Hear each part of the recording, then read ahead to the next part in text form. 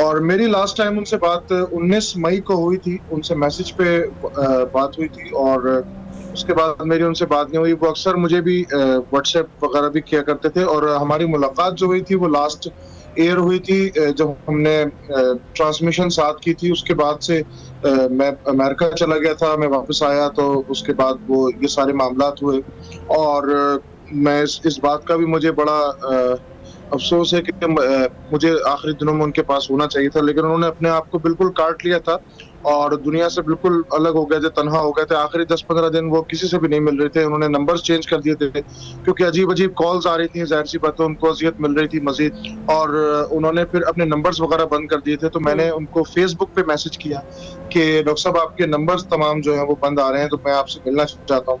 अच्छा, खुदादाद वाले घर में भी वो नहीं रह रहे थे। चेंज करने की वजह क्या बनी? आपको पता है सोशल मीडिया पर इस बात की बड़ी चर्चा हो रही है, ये बात हमें आपसे पहली मर्तबा मालूम पड़ी है कि वो अपने आखिरी दिनों में नंबर चेंज कर रहे थे। किसी किस्म की कोई थ्रेट थी? ये जो मर्डर की बात हो रही है, सोशल मीडिया पर जिस्म पर निशानों की बात हो रही है, कितनी इसमें हकीकत है? आप क्या समझते हैं? कभी उन्होंने जिक्र किया कि किसी से किसी किस्म का उनको थ्रेट है, किसी शख्स से?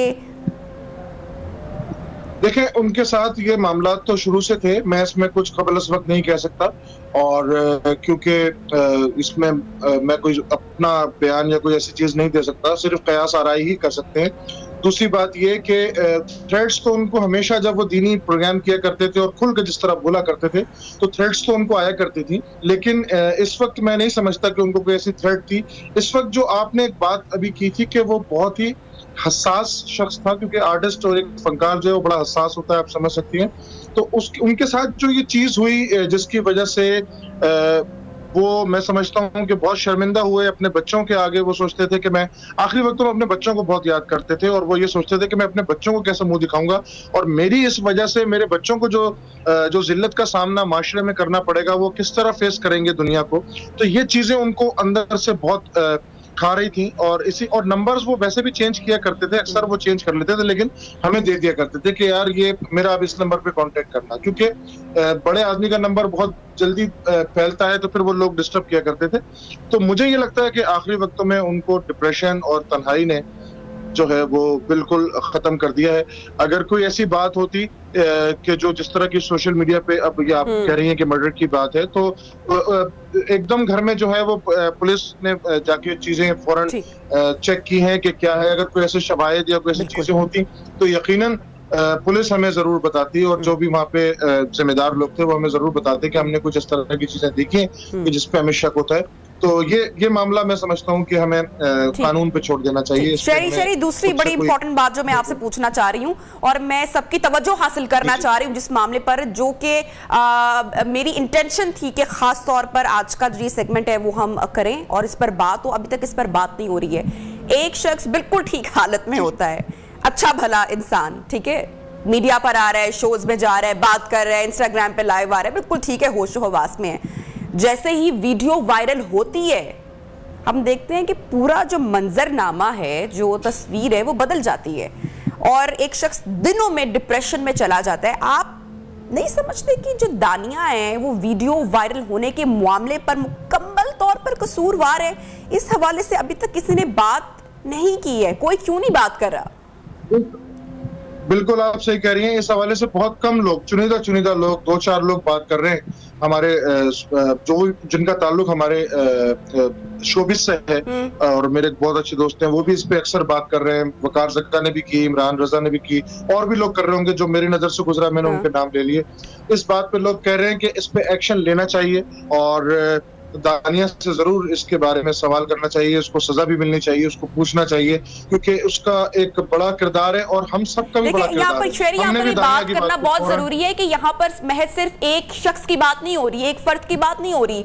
डॉक्टर साहब के साथ जो हुआ, ऐसे वो एक मारूफ शख्सियत थे, हमें यहाँ पर ये बात जहन में रखनी है कि वो एक मारूफ शख्सियत थे, रुकने असेंबली थे, पाकिस्तान के वो हीरो थे, उनके बहुत सारे कॉन्टैक्ट्स भी थे, वो एक इन्फ्लुएंसर थे।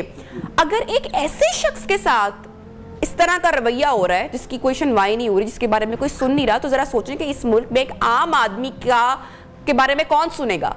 उसके लिए कौन लड़ेगा, उसके लिए कौन फाइट करेगा? खुदा ना खास्ता किसी आम शख्स की अगर वीडियो वायरल होती है या बनाई जाती है तो उसका केस कहां तक पहुंचेगा, उसको इंसाफ कैसे पहुंचेगा? लेकिन अगर इस केस में डॉक्टर साहब को इंसाफ अगर भी मिलता है तो मेरे ख्याल से कि ये एक मयार कायम होगा जिसके लिए हमें बात करनी चाहिए। बात बिल्कुल करनी चाहिए। हकीकतन देखें, शख्स तो हमसे चला गया, वो तो हमारे हमें खला छोड़ गया, वो तो हमें नहीं मिलेगा। लेकिन आपकी बात बिल्कुल सही है कि नेक्स्ट टाइम के लिए किसी के साथ ऐसा ना हो, कोई इस तरह किसी की इज्जत पे ना हमला करे कि कोई जान से ही चला जाए। तो उसके लिए हमें ये स्टेप जरूर लेना चाहिए। और मैं रिक्वेस्ट करता हूँ अब हमारी अदलिया से और सब तमाम जो भी जिम्मेदारान हैं कि वो इस पे जरूर स्टेप लें। और इस पोजीशन में जो भी लोग यहाँ पे हमारे टीम के जो लोग हैं वो इसमें जरूर, अगर किसी को हेल्प की जरूरत है तो वो जरूर इसमें खड़े होंगे और वो साथ देंगे, क्योंकि ये आगे के लिए एक बहुत जरूरी अमल है कि इस तरह किसी और के साथ ना हो। ठीक है। अच्छा शेरी, आपकी हमने देखा कि जब सारा मामला हुआ डॉक्टर साहब का, जब पता चला, खबरों में आया, पता चला कि अब वो नहीं रहे, तो हमने बहुत सारे लोगों से सुना, फैसल कुरैशी ने भी खासकर बढ़ चढ़कर वो हमें दिखाई दिए, आगे वहाँ पर मौजूद रहे पूरे वक्त में, और वो ये कह रहे थे, उनका एक कमेंट था कि वो भी बहुत सारे लोग जिन्होंने डॉक्टर साहब के साथ बहुत लंबा अरसा वक्त गुजारा वो भी नहीं आए उनका आखिरी दीदार। ये क्या वजह है? तो बड़ी थोड़ी सी अजीब, थोड़ी सी डिप्रेसिंग सूरत हाल है, क्यों है ऐसा? असल में लोग हमारे यहाँ बड़े खुद ही फैसला करके बैठे हुए हैं कि ये गलत आदमी था और इससे गलती हुई। गलती किससे नहीं होती, हम सबसे होती है। तो लोगों ने अपने तौर पे ये चीजें कर ली थी, जो भी गलतियां हुई वो तो अपनी जात की हद तक थी ना। मैं चाहूंगी आप उनकी वो दूसरी साइड जरा हमें जरूर बताइएगा कि वो लोगों के लिए कितने मददगार थे, लोगों के लिए वो क्या करते थे, जरा ये इस बारे में बात करें थोड़ा सा।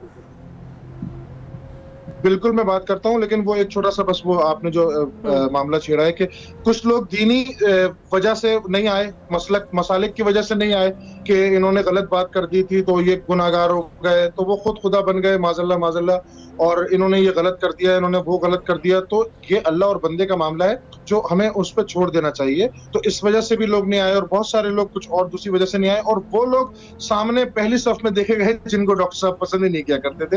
तो खैर कोई बात नहीं। दूसरी बात यह कि डॉक्टर साहब का, जैसे सारी दुनिया को पता है कि वो बहुत ज्यादा हमदर्द इंसान थे और बहुत सॉफ्ट हार्ट थे, और वो बहुत ख्याल किया करते लोगों का। जिस तरह वो मीडिया पे लोगों के लिए हेल्पफुल थे, इसी तरह वो ऑफ कैमरा भी लोगों के लिए मदद किया करते थे, जो कि मैंने खुद देखा है, मैं खुद गवाह हूं कि वो बहुत सारी चीजें जो छुप के किया करते थे, और अगर मैं गलती से सामने चला गया तो मुस्कुराते थे और कहते थे यार किसी को बताइए नहीं कि ये फलानी जगह जाना है, ये फलाने का राशन है, ये फलाने को ईदी पहुंचाओ, ये उसको यार ये मदद करो। मैं खुद लेकर गया हूँ जब माजिद जहांगीर, ये बताने वाली बात नहीं, उन्होंने पोशीदा रखी थी, लेकिन माजिद जहांगीर साहब की जब तबीयत बहुत खराब थी तो उन्होंने मुझे एक अच्छा हैंडसम अमाउंट लेके काफी दफा भेजा है कि यार ये माजिद भाई को दे के आओ, यार ये माजिद भाई को दे के आओ, और उसमें कोई स्पॉन्सर, कोई इमदाद, कोई उसमें नहीं थी। वो अपने पास से किया करते थे लोगों के लिए, और वो ख्याल किया करते थे। जैसे मैं उनके पास पहुंचा था तो रोजगार के लिए पहुंचा था कि डॉक्टर साहब मुझे कोई जॉब चाहिए, मैं अब ये फ्रीलांस काम कर करके मैं थक गया हूँ, मुझे कोई जॉब चाहिए। तो वो कहते थे कि यार मैं तुम्हें कहाँ रखूं, और उन्होंने फिर जिस तरह मुझे जॉब दी और जिस तरह मुझे लोगों से रूशनास कराया, जिस तरह लोगों में मेरा एक नाम बनाने के लिए वसीला बने, अल्लाह करने वाली जात अल्लाह की है, लेकिन वसीला अल्लाह पाक ने मेरे लिए आमिर भाई को बनाया। तो वो एक, मैंने बहुत सारे लोगों को इस तरह रोजगार अता किया करते थे। कहीं कह दिया करते थे कि यार इसको जरा यहाँ रख लो, अगर अपने पास गुंजाइश होती तो अपने पास रख लिया करते थे। तो वो बहुत ही हमदर्द इंसान थे, आशिक रसूल थे। खत्म नबूवत पे जब बात करनी हुई तो उन्होंने बहुत धड़ल्ले से की, और बहुत बगैर खौफ के, बगैर किसी के डर के उन्होंने जो है ना वो खुल के बात की है हमेशा। और मैं यही दुआ करता हूँ कि इसी अमल की वजह से अल्लाह पाक, किसी भी एक अमल की वजह से अल्लाह पाक उनकी बख्शिश। थैंक यू सो मच शेरी, आप हमारे साथ मौजूद थे और उनकी थोड़ी सी यादें ताज़ा कर रहे थे।